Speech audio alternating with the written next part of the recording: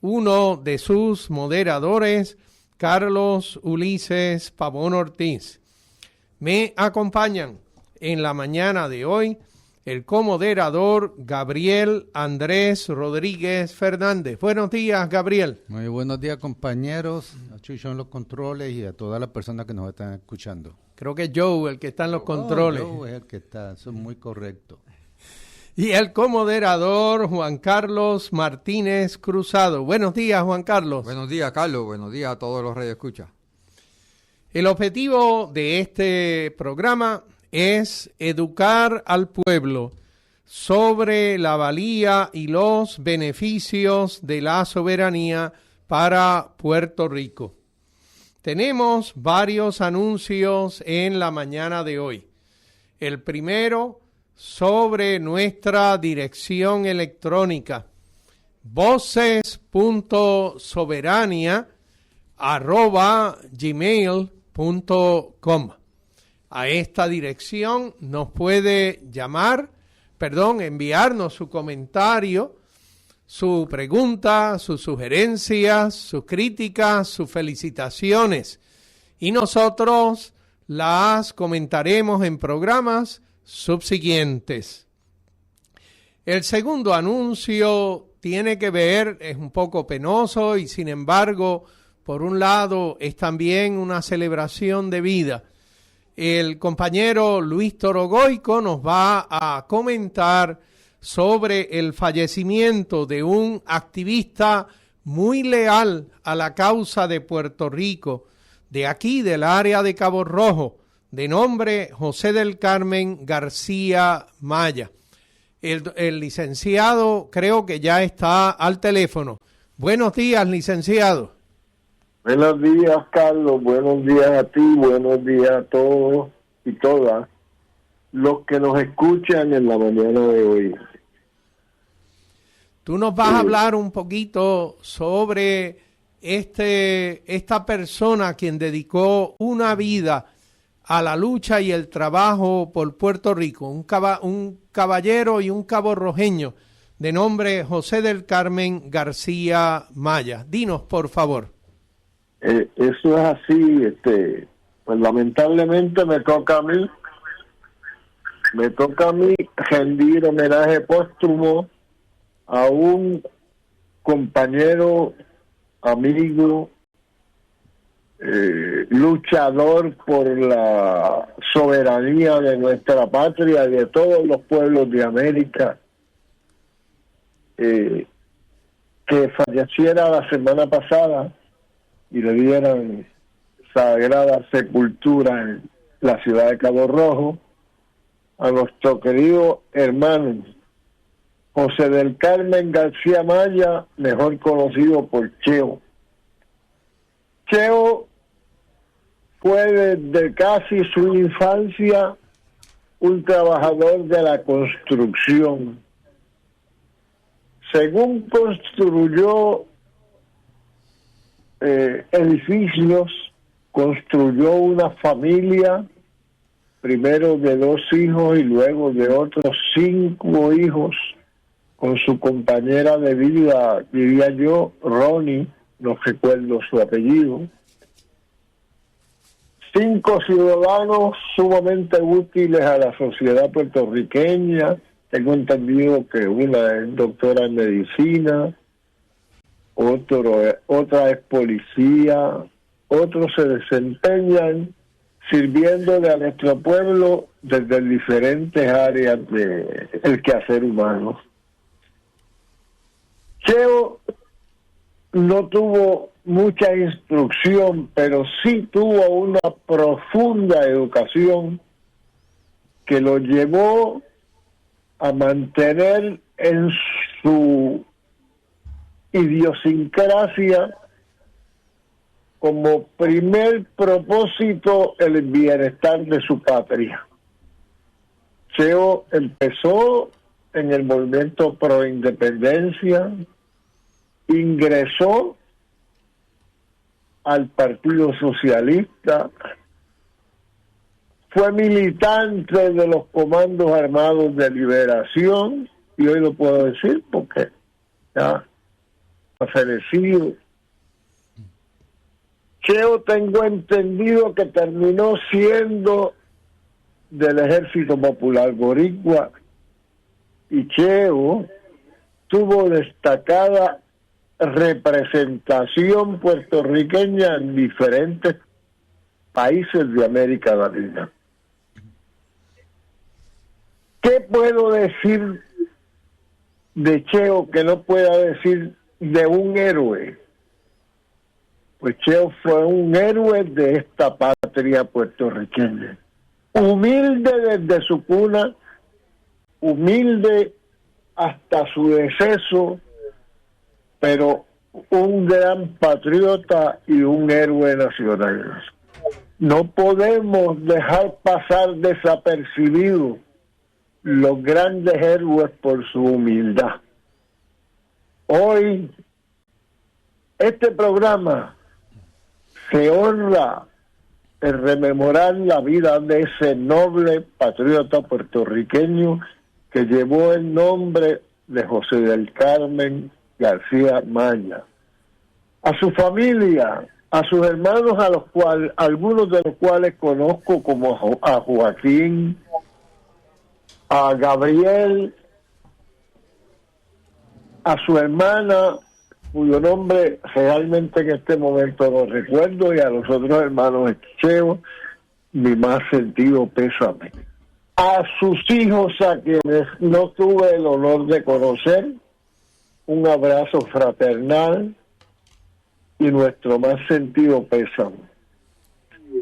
Nuestras mayores muestras de solidaridad, y nos reiteramos a las órdenes de todos y cada uno de ellos para cualquier cosa en que podamos servirle. El movimiento Diálogo Soberanista hoy rinde tributo póstumo de héroe a José del Carmen García Maya, Cheo, nuestro querido hermano Cheo. Buenos días. Gracias, Luis, por esa semblanza de este patriota y activista leal por la causa de Puerto Rico.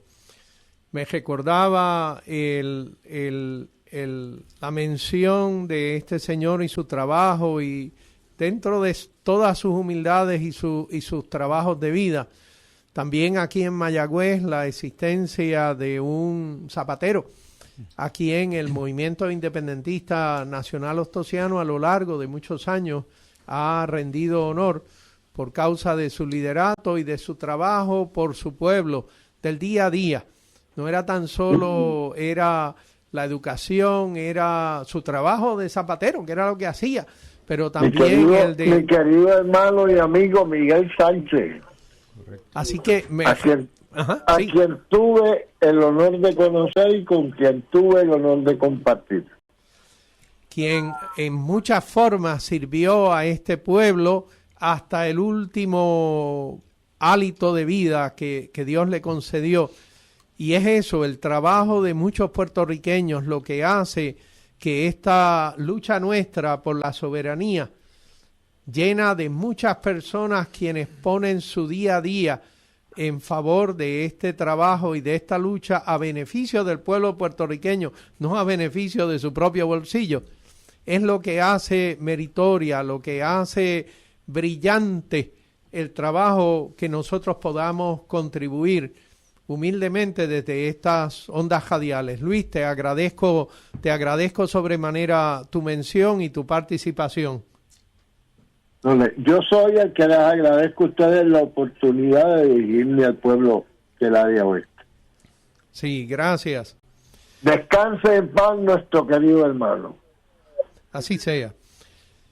Tenemos un tercer anuncio y es en realidad en una respuesta a una pregunta que me ha levantado un amable radio escucha en varias ocasiones y hemos conversado un poco al respecto, obviamente fuera de las ondas radiales. Él me ha preguntado y yo resumo su pregunta de la siguiente manera: ¿por qué ustedes le dedican tanto tiempo al el asunto de Luma, Genera, New Fortress Energy y su relación al gobierno de Puerto Rico. Y la respuesta, una posible respuesta al asunto, la doy de la siguiente manera. Y la traigo a colación porque me imagino que otras tantas personas tienen una pregunta similar a la que este amable radio escucha me ha podido compartir. En realidad, los Estados Unidos de América y el Partido Popular Democrático insisten en defender la colonia, por eso son colonialistas y argumentan e imponen que primero hay que atender la economía y luego, si acaso, atender el asunto del estatus político.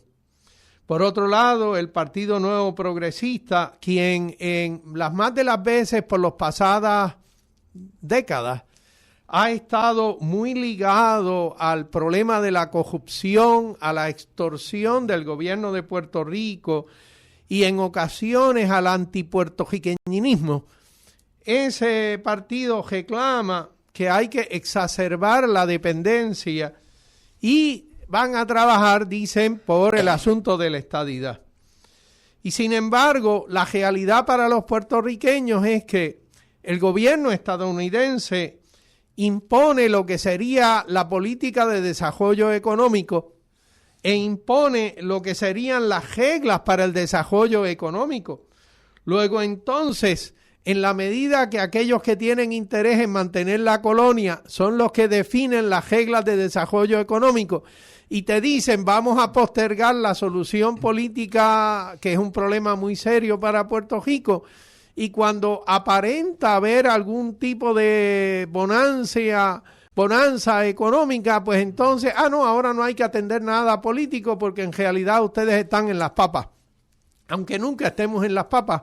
Pero la realidad entonces es que parece ser que hay algunos poderes, tanto locales como del imperio, que no les interesa ni que haya el desarrollo económico propio de Puerto Rico, ni que haya una solución propia al estado de gobierno de Puerto Rico. Así que desde el punto de vista de algunos de nosotros en este programa, pensamos que es necesario convencer a aquellas facciones de la comunidad puertorriqueña, que en ocasiones le llaman la burguesía, pero nada, son personas que tienen sus negocios, que tienen sus industrias, que tienen sus comercios, que ponen la vida económica del país, la ponen a trabajar en el día a día. Y nosotros tenemos que poderlos convencer de que en alguna medida este asunto del sistema eléctrico de Puerto Rico, en la medida que las soluciones al sistema eléctrico de Puerto Rico no sean soluciones leales a las necesidades de Puerto Rico, entonces estamos condenados a seguir en este estatus colonial y en este estatus en donde nosotros no tenemos ni control de nuestra economía, ni control de nuestro gobierno, ni del aparato de desarrollo de políticas para el beneficio de nuestro país. Le menciono, y este es un punto que nosotros podemos tener, cuando el gobierno decide privatizar el asunto del sistema eléctrico y el gobierno federal le dice no puedes privatizar porque si privatizas entonces no puedes recibir fondos del gobierno federal. De FEMA. De FEMA. Pues entonces el gobierno local, que en ese momento era también un gobierno estadista, dice, bueno, pues está bien, no vamos a privatizar el sistema, lo que vamos a hacer es a privatizar segmentos del sistema. Pero eso no era la primera privatización. Ya nosotros conocemos de otros tantos de privatización en el país y le leo una lista que es incompleta, pero bastante larga. Las cárceles, el sistema de salud, cajeteras, escuelas charter, comunicaciones, puertos, tanto marinos como aéreos, desperdicios, manejo de desperdicios, recogido de desperdicios a nivel de los municipios, todo eso, y aún de aquello que pudiera ser reciclable, todo ello son ejecuciones para las cuales el gobierno contrata compañías para hacer algo al respecto de eso, que algunas funcionan y que otras no, pero la realidad es que todas esas son por mucho más caras que lo que nos tocaba cuando el gobierno era el que hacía el asunto, porque ahora hay que pagar toda una estructura corporativa para cada una de esas agencias que hacen estas cosas, y ese pago de una estructura corporativa requiere que las personas, los que están a nivel de la presidencia, vicepresidencia, etcétera, cobren unos salarios extraordinariamente altos.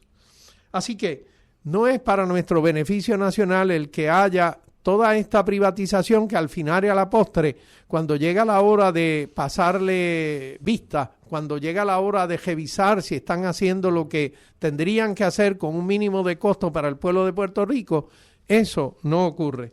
Así que, desde el punto de vista por lo menos mío, muy personal, el llamar la atención al asunto de Luma, que nos toca a todos, porque todo el mundo tiene una bombilla en su casa que funciona con electricidad, entonces es necesario para que una buena porción del pueblo de Puerto Rico diga, ya basta de este abuso, ya basta de esta poca vergüenza.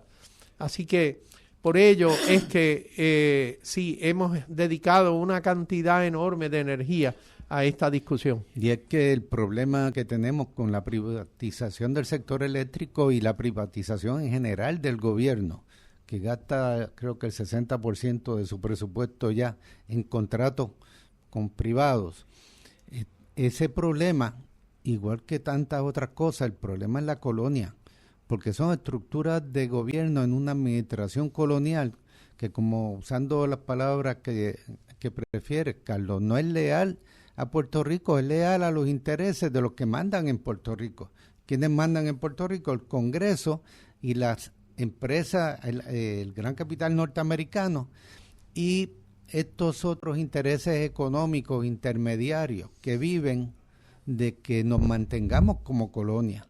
Y los dos partidos que hemos tenido en el poder durante décadas y décadas son dos caras de la misma moneda, porque los dos representan con diferentes estilos al mismo grupo de gente, el mismo grupo de intereses económicos y políticos, y en lo que varían es en el estilo y en las agendas y en las promesas, pero en última instancia responden a los mismos intereses, que son los inversionistas. Podemos decir que el estatus colonial lo convierte en un país en venta.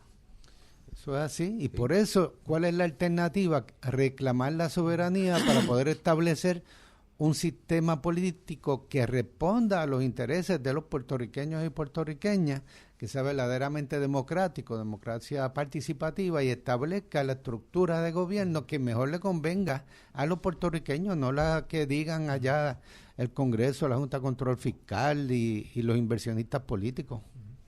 Lo que pasa también, Doctor, buenos días, sí, buenos doctor días. Alameda, aquí. Tratando de ir un poco, las contestaciones han sido magníficas, muy extensas.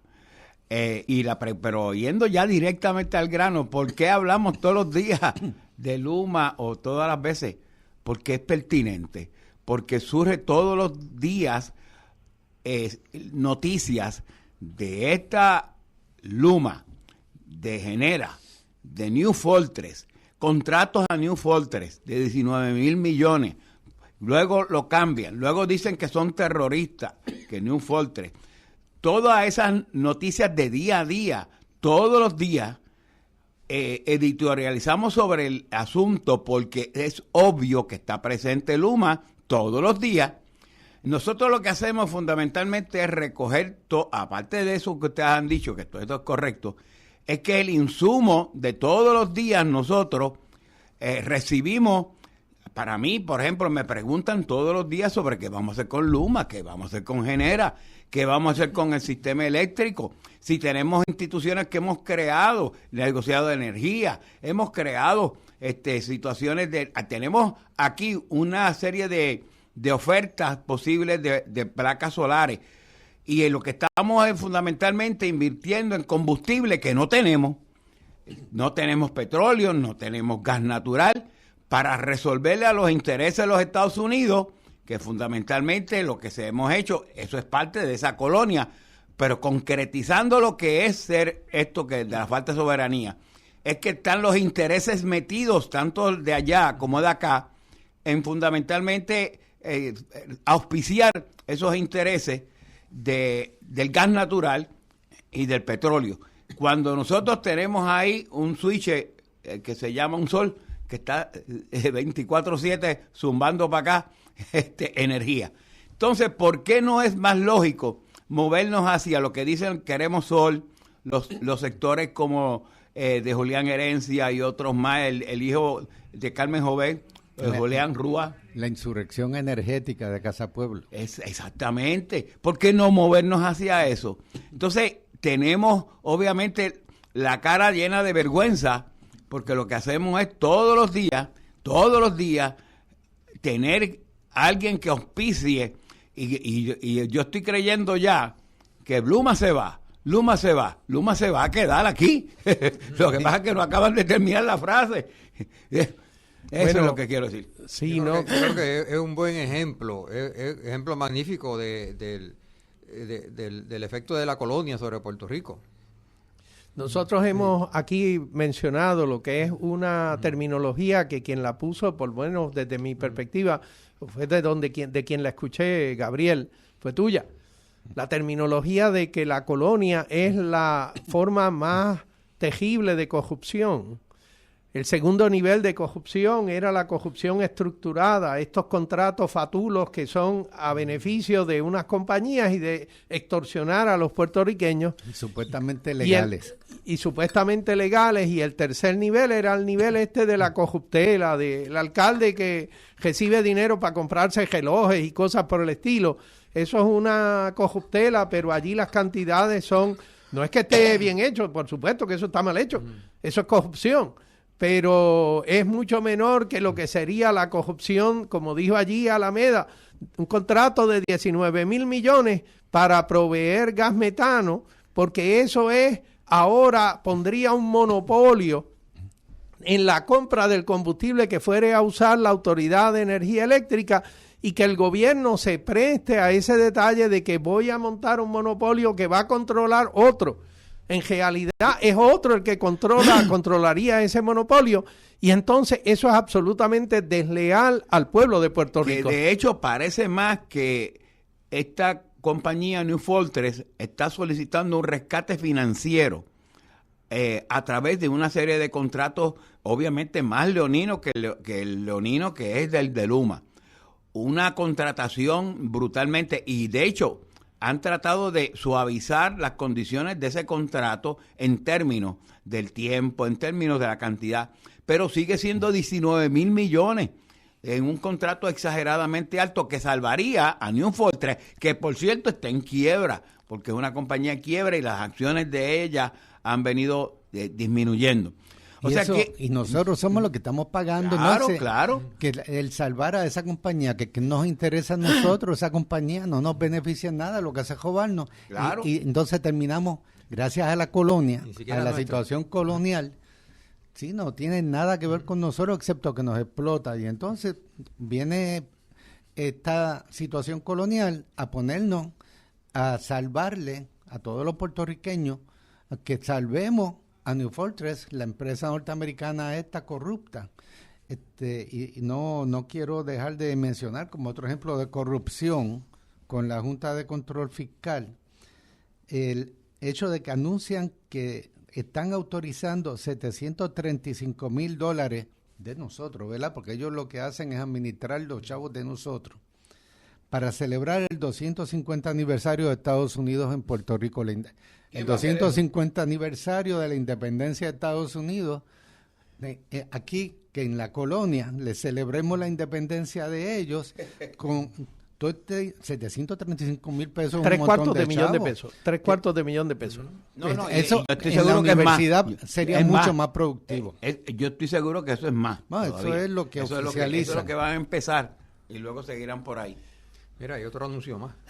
Hay otro, ok. Sí, tenemos que hay una caminata en contra del proyecto Esencia en Cabo Rojo, que le están llamando Peregrinación de Ciencia y Fe, porque está siendo organizada por una serie de iglesias. los discípulos de Cristo, son una de esas iglesias. Está la Misión Episcopal San José de Arimatea, está la Iglesia Metodista de Puerto Rico y también la Iglesia Evangélica Unida de Puerto Rico, que están llamando para dentro de 2 semanas, el sábado 11 de octubre, partiendo desde las 9 de la mañana de Boquerón, lo que llaman la Plaza Mangle Rojo, también le llaman el Muelle de la Libertad, y estarán saliendo desde ese mismo punto hacia la Laguna Rincón, que queda por allí bastante cerca. Será una caminata durante la mañana. Toda la actividad comienza a las 9 de la mañana, termina a eso de mediodía. Y entonces, pues, se pide a todos los que estén en contra de Esencia a participar de esta peregrinación. Y hay otro, perdona, que hay otro anuncio también. Pero vamos a repetir entonces la fecha, la hora y el lugar de partida para esta caminata. Sí, sábado 11 de octubre, sale a las 9 de la mañana desde el Mangle Rojo en Boquerón. También le llaman Muelle La Libertad. Que está pintado con la bandera de Puerto Rico. Que está bandera, ok. Y entonces, si está interesado también en unir su iglesia, puede llamar al 787-264-0594. Así que se dice que esto es un movimiento ecuménico. Sí, léelo otra vez, por favor, el número. El número 787-264-0594. Ok. Gabriel, tú ibas a tener otro eso anuncio. Es dentro de 2 semanas. Dentro de una semana, el sábado 4 de octubre. Dentro de una semana será el otro, sí. Sí, el sábado 4 de octubre a las 4 de la tarde, en la entrada de la antigua base Raimi, que ahora se ha llamado diferente durante un tiempo, pero podría volver a ser la base Raimi, en la esquina noroeste de Puerto Rico, en Aguadilla, si continúa el proceso de remilitarización de Puerto Rico, reactivación de bases que habíamos logrado que se cerraran, pues la Organización de Madres contra la Guerra, que ha estado al frente siempre de la lucha contra la militarización, ya organizó piquetes frente al fuerte Buchanan, el centro del ejército norteamericano en Guaynabo, en San Juan, en el área de San Juan, frente a los portones de la antigua base Roosevelt, en Ceiba, y ahora, pues, aquí en los portones de la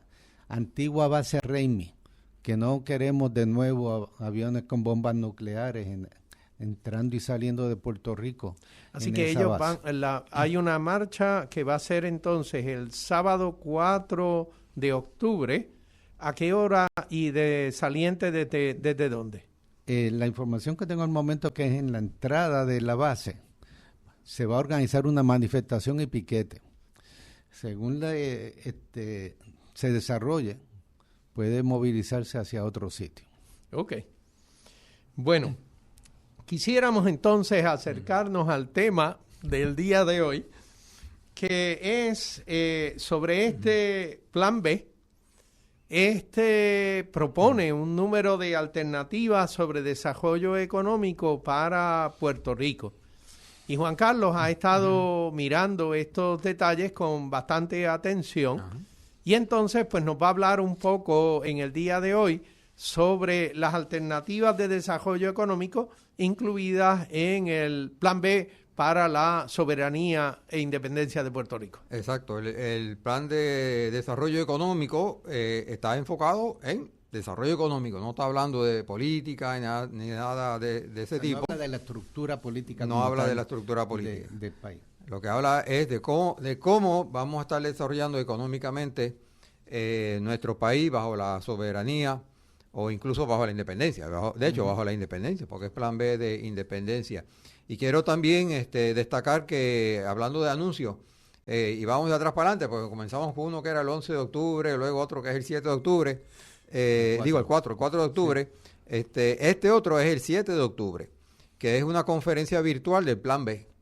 Y próximamente, y comienza a las 7 de la noche, que va a salir por Facebook, Facebook Live, le llaman, ¿verdad? Ujú. Y pues, ¿cómo uno se conecta? Pues eso está o va a estar, porque me dijeron que iban a ponerlo, en la página de internet de Plan B Independencia. Usted puede googlear Plan B Independencia y va a encontrar la página de esta agrupación que va a estar anunciando el enlace para esta conferencia virtual sobre el Plan B Independencia. Nosotros hace ya como un mes estuvimos hablando un poco sobre este plan de desarrollo económico que está distribuido en 4 fases, que se extiende a lo largo de 20 años. Cada una de las 4 fases comprende aproximadamente 5 años. Claro, hay cierto grado de solapamiento entre cada fase. La primera fase, pues, es aquella en la cual se establece la zapata, ¿no? Los fundamentos de lo que será el desarrollo económico de un Puerto Rico independiente, en donde se construyen instituciones económicas y además de la infraestructura. Así que yo creo que es la parte más importante y que queremos enfocarnos en el día de hoy. La otra fase, pues la segunda fase tiene que ver con la expansión industrial y una diversificación económica, en donde es clave las verdaderas alianzas público-privadas.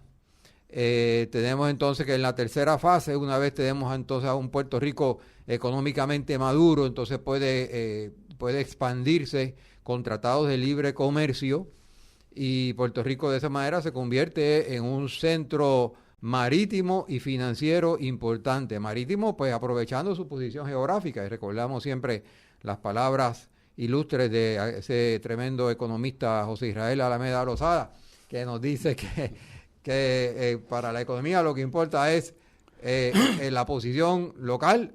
Location. Location. La posición local es lo más importante, y lo segundo más importante también es la posición local. Localización geográfica. A la localización geográfica. Y así Puerto Rico está en una posición muy, muy ventajosa, que eso es precisamente porque también Puerto Rico ha sido grandemente deseado por los imperios, y quizás explica por qué somos prácticamente la última colonia con más de 1 millón de habitantes en el mundo. Déjame decirte que Estados Unidos fue a Singapur, la embajadora de Estados Unidos fue a Singapur, McFarlane, ella era apellido McFarlane, fue cuando el tiempo de aquel primera presidencia de Trump, y le preguntaron un periódico de Asia, le dijo, ¿qué usted hace aquí? Yo estoy buscando algo que ustedes tienen, que es la localización, así le dijo. Y entonces ellos dijeron, pero de gratis, no, tenemos que pagar. Y estamos dispuestos a pagar. Pero aquí no pagan, nada más No, chupan. Exactamente. Así que esa es una de las ventajas que tendríamos como un país independiente, de que podemos sacarle jugo a nuestra posición geográfica.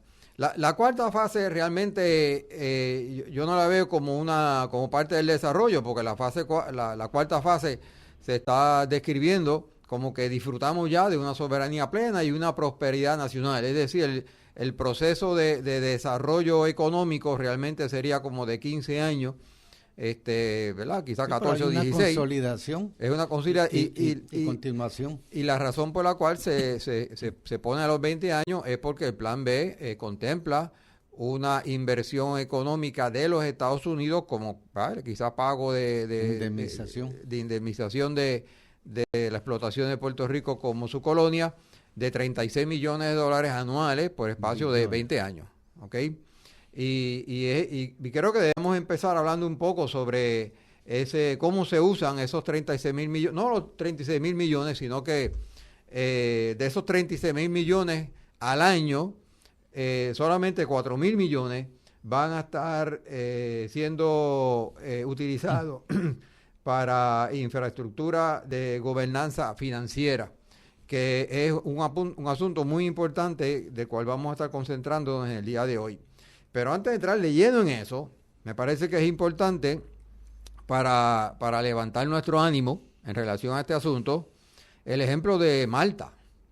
Malta era una colonia militar británica del Reino Unido, que en el año 1954 votó a favor de anexarse a el Reino Unido, con un 77% a favor de la anexión. Le negaron la anexión Y entonces, en 1964 se convirtieron en un país independiente. ¿Y cómo le va a Malta? Pues el porcentaje de pobreza en el año 1963, antes de convertirse en un país independiente, era mayor del 50%. ¿Cómo aquí? Como aquí. Y ahora, en el 2025, ese porcentaje de pobreza está entre 16 y 18%, más o menos como está Barbados aquí y como está Jamaica. La dependencia económica principal en el año 1963 era que era una base naval británica, esto se parece mucho a Puerto Rico, y recibía ayuda del Reino Unido, como nosotros recibimos las ayudas, entre comillas, de los Estados Unidos.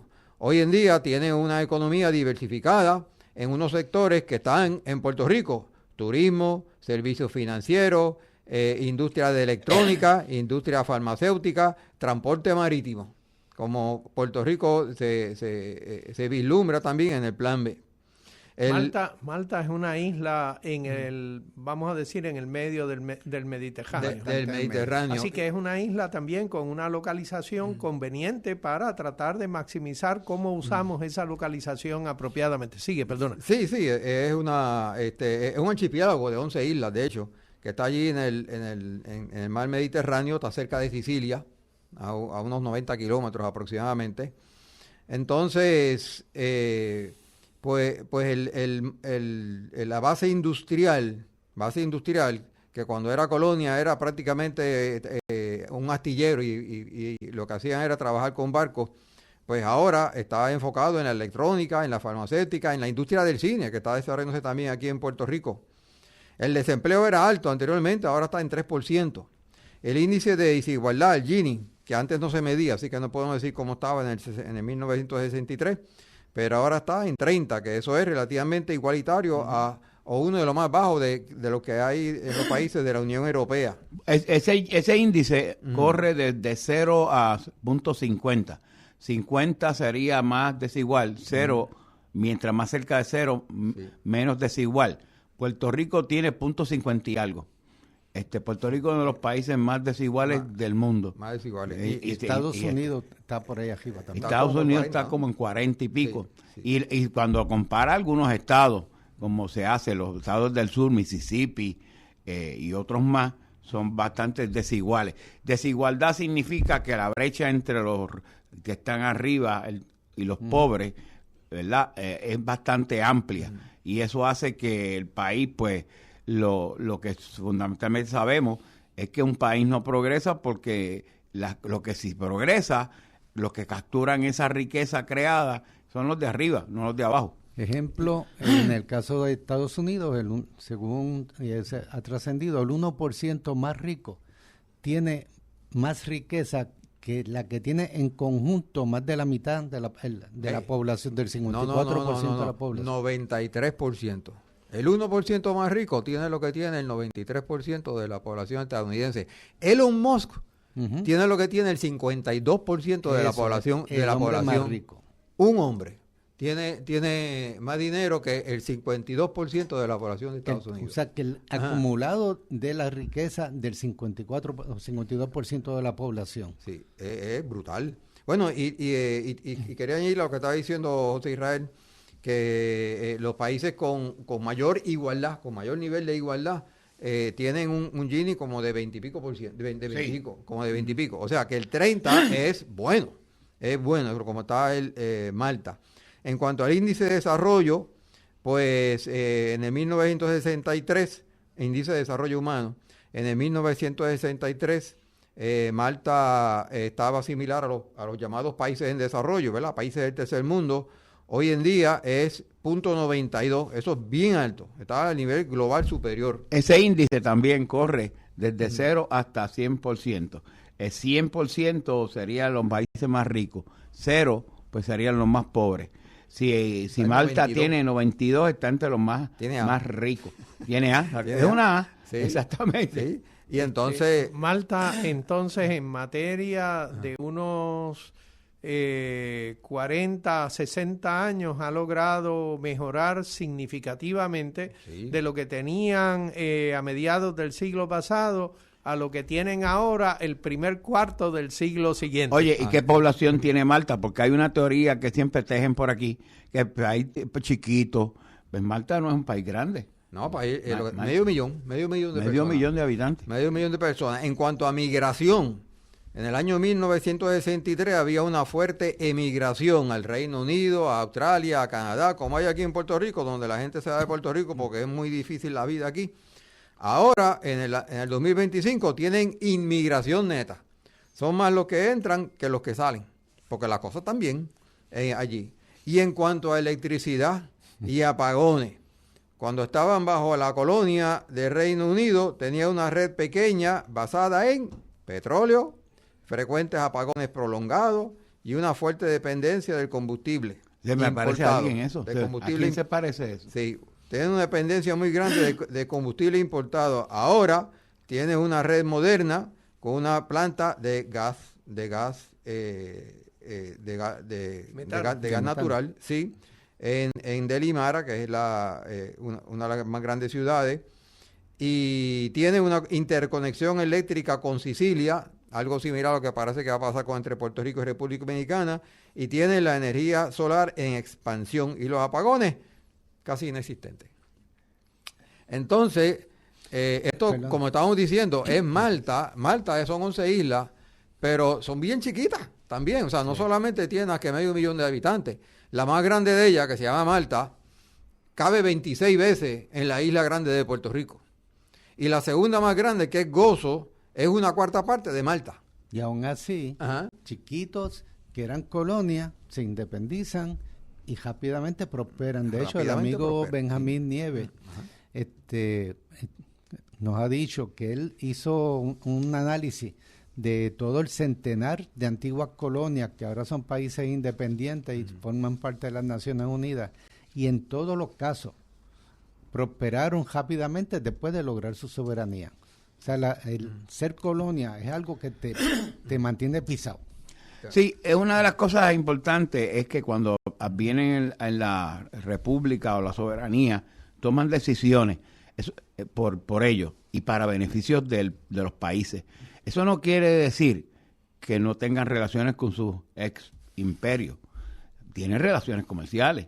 De hecho, al venir a la soberanía no es quedarse solo, es al todo lo contrario, es adquirir más amigos, más comercio, más diplomacia con otros países.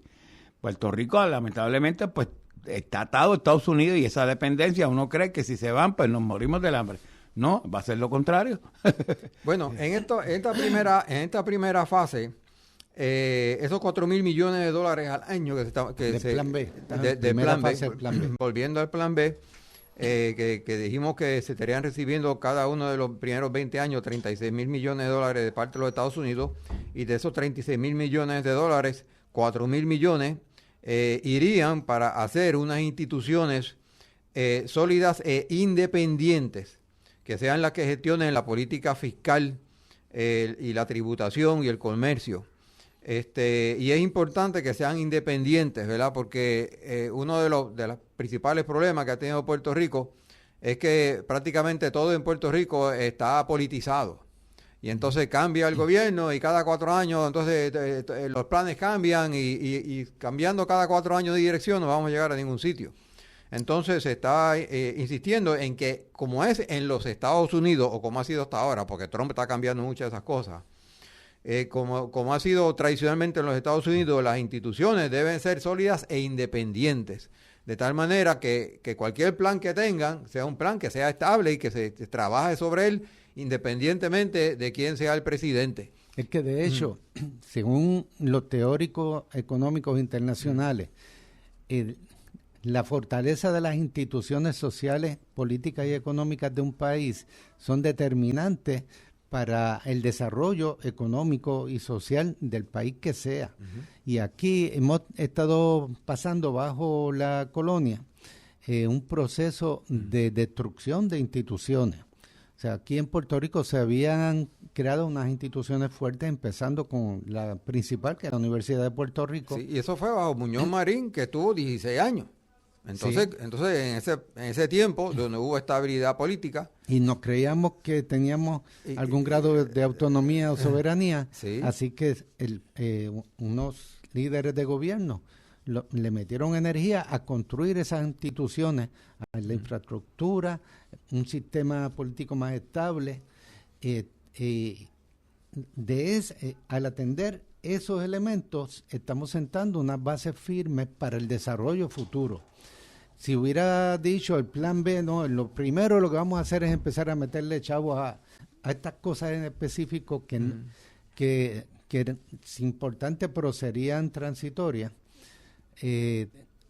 no estarían demostrando la sabiduría que demuestran al señalar que la primera prioridad para inversión es el desarrollo de instituciones económicas y políticas estables e independientes, que no estén sometidas a la política partidista.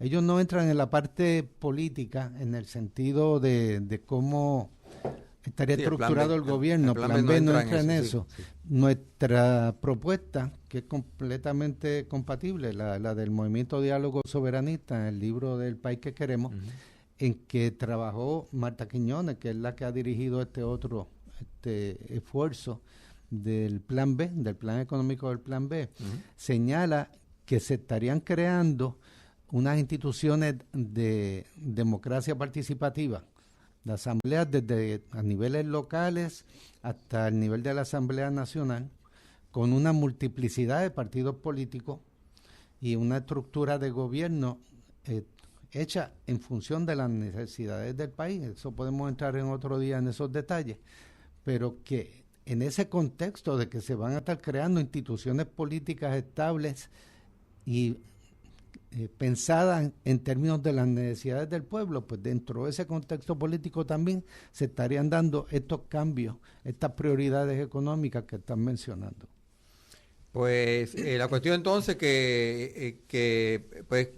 si se elige un presidente cada 4 años, pues ese presidente estaría dirigiendo el desarrollo económico, pero simplemente está a cargo de llevar a cabo el plan, un plan que existiría.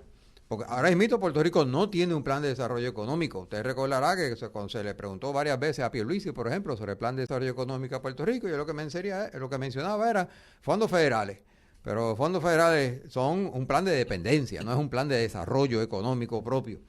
Así que Puerto Rico, bajo la independencia, tendría un plan de desarrollo que, de hecho, de lo primero que dice aquí el plan B, es que tendría una planificación centralizada. Y va a haber un plan de desarrollo económico.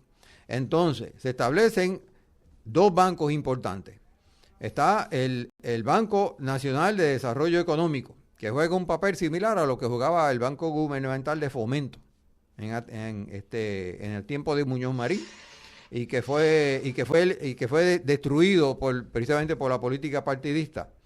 Este Banco de Desarrollo Económico sería la institución financiera que se dedica a financiar los proyectos de infraestructura, a las cooperativas y las prioridades en general, y de esa manera pues se reduce la dependencia de estar cogiendo prestado. Además, estaría el Banco Central, que funcionaría como lo que funciona el FED, ¿verdad? La Reserva Federal en los Estados Unidos, que estaría controlando o manejando las tasas de interés. Usted sabe que cuando hay inflación, pues entonces una manera de atacar la inflación es aumentando las tasas de interés. Pero cuando está ocurriendo la inflación es que el valor del dinero se está reduciendo. Entonces una manera de luchar contra esa inflación es aumentar la tasa de interés, dándole valor precisamente al dinero. Y esa es la política monetaria que aquí y fiscal la establece Estados Unidos. Aquí no podemos hacer nada con eso.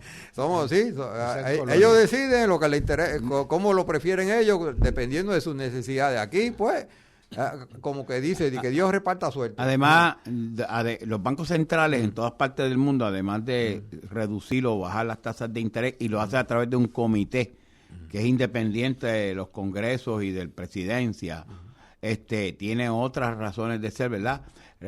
Supervisión de bancaria, en revisión de los encajes legales, reservas legales de los depósitos, hace una cosa que se llama quantitative easing, que es salvataje, bailout, salvar cuando un hace falta bailout, ayudar a alguien para rescate lo hicieron, financiero. El Banco de Reserva lo hizo con esta recesión del 2007-2008. Se llama Quantitative Easy. Ese tipo de... Tiene otras funciones, además de la tasa de interés. Alameda, tú que estás y eres profesor de esta cosa, lo que Juan Carlos ha dicho es que tienen que haber dos estructuras separadas. Una estructura que ha de hacer este tipo de controles sobre la política fiscal en el país y otra cosa que es el tratar de proveer cuando haga falta dinero para inversiones y el establecimiento de industrias en el país. Eso es esencialmente lo que Juan Carlos ha dicho. Dos bancos Entonces, son dos bancos distintos. ¿Por qué es necesario mantener separadas esas dos estructuras? Para que no haya ningún tipo de conflicto de intereses. No tiene que ser separada, tiene que trabajar separada, claro, pero trabajar coordinada, moverse en la misma dirección, porque en este caso particular Puerto Rico está adviniendo en una nueva relación soberana y tiene que ir moviéndose hacia un nivel mayor de desarrollo del país, sostenible, ¿no? Sostenible que mantenga la capacidad de crecer, teniendo relaciones con todo el mundo, todos los países, incluyendo Estados Unidos. Así que el detalle de esto es que esas dos estructuras deben proveer para lo que sería la soberanía financiera del país. Claro. Porque si no, entonces el país estaría sujeto a que inversionistas extranjeros determinen lo que pudiera ser o no el desarrollo industrial o desarrollo económico del país. Y eso precisamente no es soberanía. Así que es por eso que es muy peligroso. ¿Cómo va a ser? Sí. Siglos de la historia reciente de la humanidad demuestran lo peligroso que eso es. Pregúntale a Wanda Vázquez. Los bancos internacionales como este que tenía Herrera Berlutini no le zafajó significativamente en términos de la capacidad de la toma de decisiones, porque el banco le dijo, elimíname a estas personas aquí de estos puestos, y ella lo hizo. ¿Ves? Es un chantaje a un país. Sí. Y lo hace un banco para los beneficios del banco, no para los beneficios de Pavón. Por eso que la soberanía es importante. Uno podría decir, bueno, pero ¿qué importa que el desarrollo económico lo decidan extranjeros que vengan con unas grandes industrias? Lo importante es que traigan chavos. No, porque entonces las decisiones las toman ellos independientemente, siguiendo sus propios intereses y no los nuestros. El mejor ejemplo que tenemos ahora es que New Fortress Energy le ha vendido 14 generadores eléctricos al sistema de electrificación de Puerto Rico y claro, esos generadores lo que queman es gas metano. Pues por supuesto que a New Fortress le interesa un contrato exclusivo de la venta del gas y además un puerto que no lo pueden usar si ellos no lo autorizan, porque con eso tienen un monopolio y un control, nos tienen agajados. No voy a decir por qué, porque Joe nos va a decir que no puedo decir eso. Sí, que es la misma razón por la cual aquí se acabó el tren y se tiraron los cajos. ¿Verdad? Que era para que nosotros compráramos los carros de Ford, de General Motors, etcétera. Bueno, volviendo al Banco Central, todavía está en discusión en el Plan B si Puerto Rico tendría su propia moneda o si utilizaría el dólar. En caso de que Puerto Rico tuviera su propia moneda, pues entonces el Banco Central sería quien imprimiría esa moneda. Si no tuviera moneda, entonces el Banco Central tendría que mantener unas relaciones formales con la Reserva Federal de los Estados Unidos para gestionar las operaciones en dólares. De hecho, Panamá, la zona central de Panamá utiliza el dólar, Ecuador utiliza el dólar. República Dominicana, yo he ido allí y he pagado dólares. Ajá. Y Milei intentó, pero como ha hecho una debacle ahí en la economía de Argentina, que es una cosa horrible, pues el peso está relativamente en el piso relativo al dólar y obviamente no va a haber ningún tipo de cambio sobre eso. Y entonces también se propone una tesorería nacional. Esa tesorería sería la que almacenaría las riquezas que va acumulando Puerto Rico, riquezas en oro, riquezas en divisas extranjeras. Un departamento de Hacienda de Puerto Rico un poquito más extenso en su función. Sería separado del Departamento de Hacienda.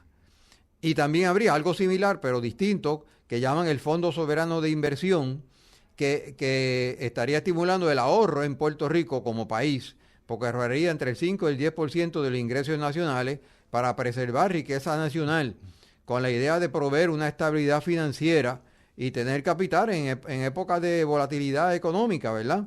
Y esto pues sería una institución que existe precisamente en Singapur y Noruega, así que sería tomando ejemplos de ello, pero sería entonces una institución independiente y sería administrada por una junta autónoma y profesional y también sería auditado regularmente. Así que Puerto Rico tendría esa estabilidad económica. ¿Qué pasa? En cuanto a las políticas públicas, pues la política pública está el Ejecutivo, pero se crea un laboratorio de políticas públicas de Puerto Rico, que es administrado conjuntamente entre el Ejecutivo y la Universidad de Puerto Rico, con la intención de integrar el rigor académico a la formulación de políticas gubernamentales, de tal manera que se garantice que las políticas económicas y sociales de Puerto Rico estén basadas en evidencia y adaptadas a las condiciones locales, ¿verdad? Todavía va a escuchar que no queremos modelos importados que no son la solución, como decía Rubén Blades. Pues aquí que las políticas públicas estén adaptadas a nuestra realidad puertorriqueña, caribeña, isleña y latinoamericana. Y habría entonces una serie de consejos, básicamente 3, donde uno de ellos establece las guías para la implementación gradual del Plan Nacional de Desarrollo Económico. Otra sería la que guiaría la estrategia económica en colaboración con las instituciones académicas para implementar el plan de desarrollo. Y entonces tenemos otra que está encargada de coordinar la política industrial para el crecimiento de las empresas pequeñas, la atracción de inversiones y dirigir la producción en el país, dirigir esa producción en el país, porque la producción es lo que produce riqueza. Bueno, Juan Carlos, creo que yo nos ha puesto la musiquita. Creo que es precisamente aquí donde volveremos en nuestro próximo programa a tratar el asunto de estas 3 comisiones, porque yo no he logrado ni escuchar el nombre de ellas y me imagino que la audiencia tampoco. Agradecemos a tu esfuerzo, agradecemos a la audiencia que nos han prestado y a nombre de Movimiento Diálogo Soberanista de Puerto Rico y la Convergencia Nacional Boricua, agradecemos su audiencia. Tengan todos muy buenas tardes.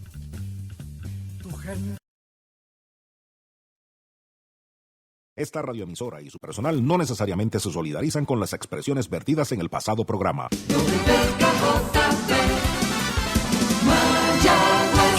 WTEP AM Ponce 1490, WKJB AM Mayagüez 710,